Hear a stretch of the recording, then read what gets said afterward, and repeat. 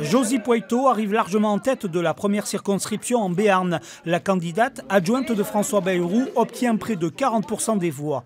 Elle devance largement Pauline Roy, près de 15% pour les Républicains. Le candidat socialiste Jérôme Barbeau obtient près de 13%.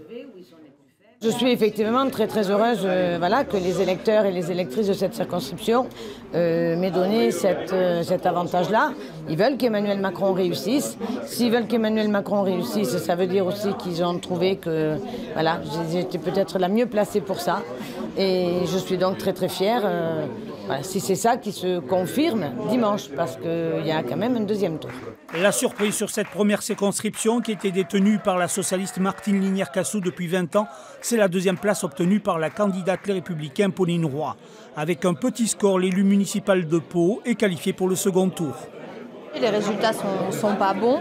J'ai fait une très belle campagne et c'est vrai que je pense que ma présence sur le terrain m'a permis que je sois au second tour. Et apparemment, les résultats montrent que ça va être donc un duel, pas de triangulaire. Et on va tout donner pour la dernière semaine. Dans le camp du Parti socialiste, l'attente a été difficile. 3 candidats se disputaient en effet la deuxième place. Finalement, Jérôme Barbeau est troisième et pas qualifié. Bien sûr, on est déçus. On est très déçus parce qu'on souhaitait conserver cette circonscription à gauche, non pas pour simplement la conserver à gauche, mais pour continuer à faire valoir nos valeurs et ce qu'on défend, la gauche de progrès, et surtout être des députés de contre-pouvoir, de contrepoids. La France insoumise est 4e sur cette circonscription. Dimanche prochain, Josie Poitou devra confirmer le bon score du premier tour pour découvrir l'Assemblée nationale.